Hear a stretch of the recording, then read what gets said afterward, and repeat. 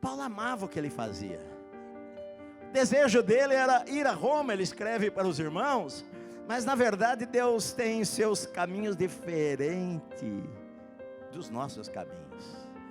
A última palavra é de Deus, e Deus sempre tem o melhor para nós, mesmo quando a gente não entende os caminhos de Deus. Você está me ouvindo, meu amado? Quando a gente vive pela fé, Deus sempre tem o melhor para nós. Você pode perguntar a Deus: por que isso aconteceu comigo? Por que eu estou nesta situação? Por que aconteceu esta tragédia na minha vida? Por que eu sofri isto? Por que eu fui criado numa casa com um pai alcoólatra? Querido, em toda situação da nossa vida, mesmo as mais trágicas, Deus pode transformar em bênção. Agora, se você serve a Deus com todo o teu coração, Deus tem um propósito nas coisas. Paulo sonhava em ir para Roma, ele orava sobre isto, e ele vai a Roma, mas não da maneira como ele imaginava. Ele não vai para lá para pregar nas sinagogas, ele vai preso para Roma. Ele conhece Roma da janela da casa prisão onde ele estava. Ele é levado para Roma preso. Ali ele escreve, as cartas da prisão. Atos 28 termina ele preso numa casa alugada. Ele escreve lá Filipenses, Colossenses, Efésios e Filemão, acorrentado a soldados romanos. Ele fica ali 2 anos preso naquela casa. Não era exatamente o que ele sonhava, mas ali os irmãos que ele conhecia vão lá visitá-lo, estar com ele, orar com ele. Muitos se convertem. Isso fez Paulo reclamar ou deixar de pregar, ou perder o seu foco, ou perder o seu alvo? Não.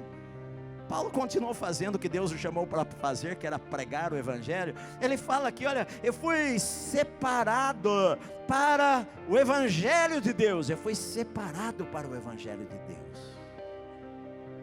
O que é Evangelho? Se eu perguntar para você, o que é Evangelho? Algumas pessoas vão falar, se eu perguntar para você, o que é o Evangelho de Cristo? Talvez você fale assim: bom, o Evangelho é eu amar a Deus, é eu amar o próximo, o cristianismo é eu amar o próximo. As pessoas falam assim: ó, eu amar o próximo como a mim mesmo, eu não mentir, eu não roubar. Na verdade, isto são demandas ou ensinos. Mas Evangelho significa boa notícia. Uma boa notícia. Evangelho significa uma boa notícia. Ou seja, eu estava perdido, mas agora eu posso ser salvo.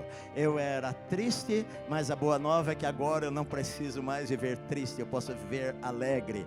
Eu estava com a minha vida arruinada, e a boa nova é que a minha vida pode ser reconstruída. Eu estava no fundo do poço, e a boa nova é que Deus quer me tirar do fundo do poço. Evangelho é boa nova, e Paulo fala: eu estou aqui para falar para vocês as boas novas. Primeiro, boa nova de Deus. Ele diz aqui, a boa nova vem de Deus. Deus está dizendo para você uma boa nova, uma boa notícia, meu amado. Porque ele vai falar aqui de pecado muitas vezes. Ele vai falar que o pecado traz culpa. Ele vai falar da insatisfação do coração das pessoas. A insatisfação gera desesperança. E a gente vive num mundo que a gente acha que vai melhorar, mas as notícias, se você for ler os jornais toda hora, você vai ouvir mais más notícias do que boas notícias. O Evangelho de Deus é que é uma boa nova que Deus quer falar para você. E Paulo fala assim: olha, esta boa nova já foi anunciada, que iria chegar através dos profetas. Ele diz no versículo 2, que Deus no passado prometeu por meio dos seus profetas nas Sagradas Escrituras. Deus prometeu através dos profetas que Ele iria dar uma boa nova, uma boa notícia. Qual é esta boa notícia? Ele diz no versículo 3, esta boa nova diz respeito a Jesus. Esta boa nova diz respeito ao seu Filho. A boa nova de Deus é sobre o seu filho.